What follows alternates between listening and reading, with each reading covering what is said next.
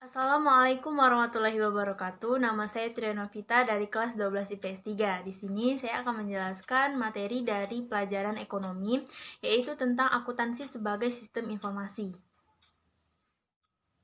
Jadi, yang pertama itu ada definisi akuntansi. Definisi akuntansi yang pertama itu berupa pengertian. Akuntansi sering disebut sebagai dunia usaha atau doing of business, yang mempertanggungjawabkan sehingga menjadi Accounting American Accounting Association. Sedangkan secara istilah, mengidentifikasikan dan pelapor informasi ekonomi yang memungkinkan adanya penilaian dan pengambilan keputusan yang jelas dan tegas oleh mereka yang menggunakan informasi keuangan tersebut.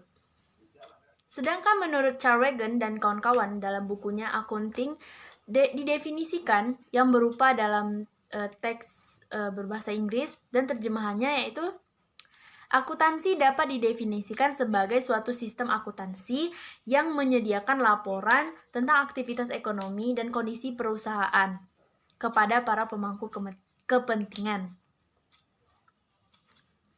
Dan yang kedua yaitu ada peran akuntansi secara garis besar yang berupa seperti table. Jadi yang pertama itu adalah kegiatan perusahaan, pengambilan keputusan oleh pengguna, proses perusahaan, informasi akuntansi. Bagian yang ketiga yaitu adalah manfaat akuntansi. Yang pertama yaitu adalah memberikan informasi kepada pihak manajemen. Yang kedua adalah menjadi alat pengendalian keuangan. Yang ketiga adalah menjadi bahan evaluasi. Yang keempat yaitu adalah memberi informasi kepada pihak eksternal. Yang kedua yaitu adalah sejarah akuntansi baik di dunia maupun di Indonesia. Pada tahun 1494, Luca Piscioli mempubliskan bukunya yang berjudul Summa de Arithmetica, Geometri Protonia et Protanalia. Dalam buku tersebut terdapat berjudul Tractus de Completis et Scriptoris yang mengerjakan sistem pembukuan berpasangan. Subjudul inilah yang menjadi cikal bakal munculnya sistem akuntansi. Yang buku tersebut dipubliskan di Italia. Seiring berjalannya waktu, sistem akuntansi itu diakui sebagai disiplin ilmu tersendiri. Setelah pengaruh Perang Kedua, pengaruh akuntansi tersebut semakin terasa di dunia barat, baik negara-negara luar lainnya. Akuntansi merupakan masalah nasional dengan standar praktik nasional yang dengan hukum dan aturan profesional. Sistem berpasangan adalah sistem dan sistem pencatatan semua transaksi menjadi debit dan kredit. Kedua bagian ini diatur dengan seimbang. Dan kalau yang tadi adalah sejarah akuntansi di dunia, kalau yang sekarang adalah sejarah akuntansi di Indonesia. Di zaman Belanda, sistem perusahaan di Indonesia menggunakan sistem konvensional atau tata buku yang digagas oleh Luca Piscioli. Meskipun sama-sama berasal dari pembukuan berpasangan, tetapi akuntansi berbeda dengan tata buku. Setelah tahun 1960, akuntansi cara Amerika Anglo-Saxon mulai diperkenalkan di Indonesia. Seiring berjalannya waktu, sistem pembukuan di Indonesia pun berganti dari konvensional yang menjadi Anglo-Saxon. Yang pertama yaitu adalah pada tahun 1957, peristiwa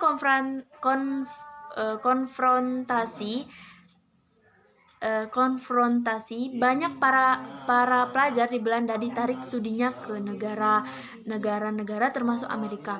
Yang kedua adalah penanaman modal asing atau PMA, penanaman modal asing. memberikan dampak positif terhadap perkembangan akuntansi, khususnya sistem akuntansi Anglo-Saxon. Pada perkembangan berikutnya, akuntansi di Indonesia menerapkan pedoman standar atau PSK, yaitu peningkatan transparansi laporan keuangan. PSK. Sebagai upaya penyesuaian terhadap kondisi global peningkatan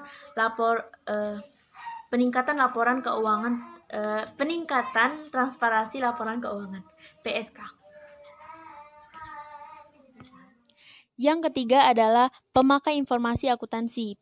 Pihak pengguna informasi akuntansi itu dibedakan menjadi dua, yaitu ada pihak eksternal dan internal.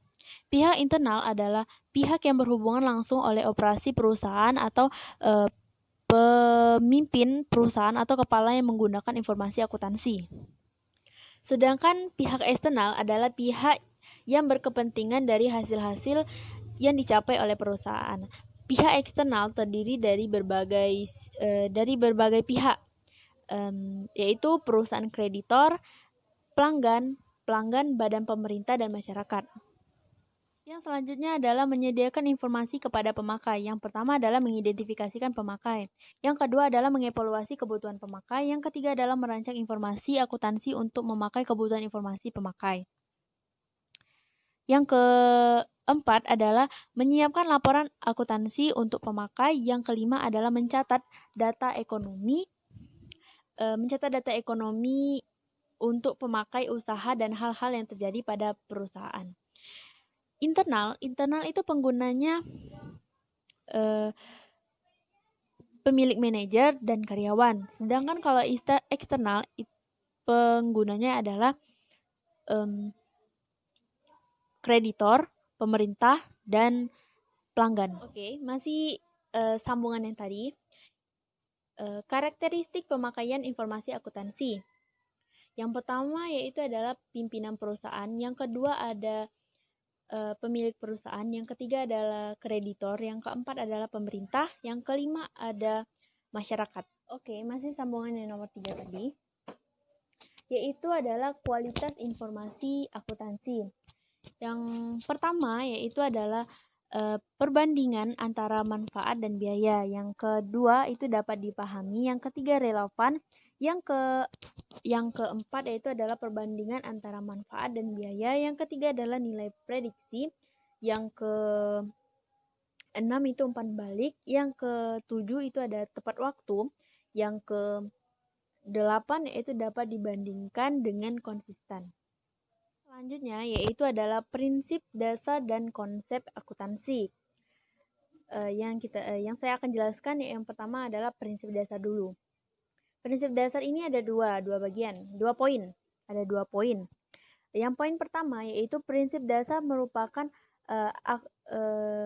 akuntansi laporan keuangan. Oleh karena itu dalam membuat laporan keuangan akuntansi, keuangan tersebut mengikuti prinsip-prinsip dalam prinsip-prinsip akuntansi yang berlaku umum. Yang poin yang kedua, prinsip yang diketahui menurut Charles T. Horangen, Walter T. Harrison Jr., dan India Smith 2009, di mana prinsip biaya historical cost principle, prinsip pengakuan pendapatan recognition principle. Yang ketiga prinsip mempertemukan matching principle, prinsip konsistensi principle, prinsip pengakuan discoicity principle. Yang kelima adalah prinsip objektif. Yang selanjutnya ialah konsep akuntansi, di mana konsep akuntansi ini sama seperti tadi, ada 2 poin juga. Yang pertama adalah konsep entitas bisnis atau entity theory.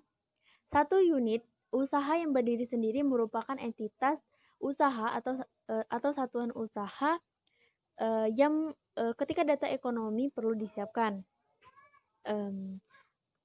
Poin yang kedua adalah konsep biaya. Yang pertama yaitu dalam konsep biaya ini ada 2 poin juga.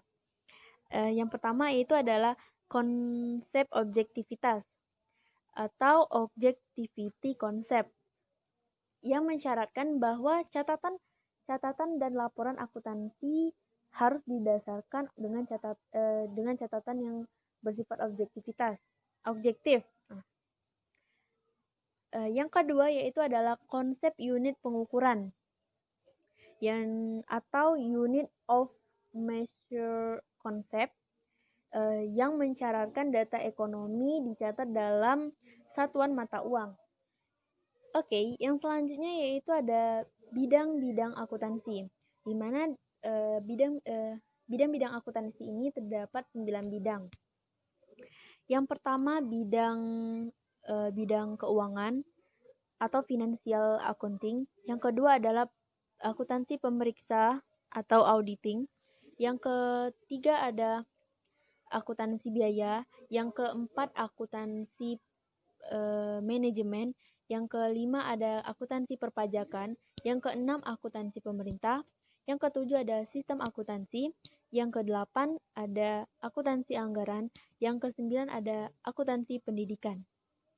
Dan itulah bagian-bagian dari akuntansi yang ada 9 bagian. Yang selanjutnya yaitu bagian yang keenam yaitu profesi dan etika akuntan. Kita jelasin yang profesi akuntan dulu. Pada profesi akuntan ini terdapat 4 poin.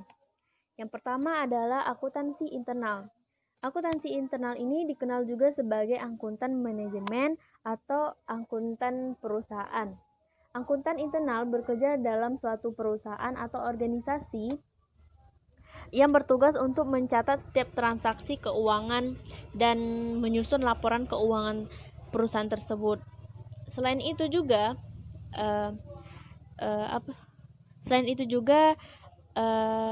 ia mengurusi masalah pencatatan pajak perusahaan dan auditing atau pemeriksaan secara internal. Poin yang kedua adalah akuntansi publik. Adalah akuntan yang memperoleh izin dari materi keuangan yang untuk memberikan jasa akuntan publik dan wajib menjadi anggota Ikatan Akuntan Publik Indonesia atau IAP. Ikatan Akuntan Publik Indonesia. Oke, poin yang kedua yaitu adalah akuntansi publik. Akuntansi publik adalah yang telah memperoleh izin dari materi keuangan untuk memberikan jasa kepada akuntan publik dan wajib mengikuti anggota Ikatan Akuntan Publik Indonesia atau IAP, Ikatan Akuntan Publik Indonesia. Oke, poin yang ketiga adalah akuntansi pemerintah. Merupakan akuntansi yang bekerja pada lembaga-lembaga pemerintah, misalnya di kantor Badan Pegawai Keuangan dan Pembangunan. Dan poin yang keempat yaitu adalah akuntansi pendidik, adalah yang bertugas dalam mendidik di bidang akuntansi, melakukan penelitian dan pengembangan di bidang akuntansi dan menyusun kurikulum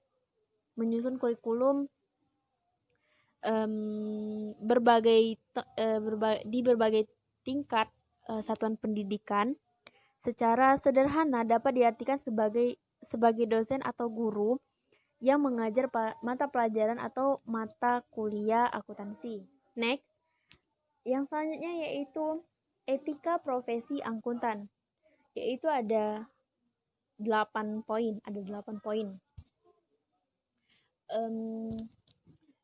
Yang pertama yaitu adalah tanggung jawab profesi, yang kedua kepentingan publik, yang ketiga integritas, yang keempat objektivitas, yang kelima kompetensi dan kehati-hatian, yang keenam adalah kerahasiaan, yang ketujuh standar teknis, yang kedelapan adalah perilaku profesional.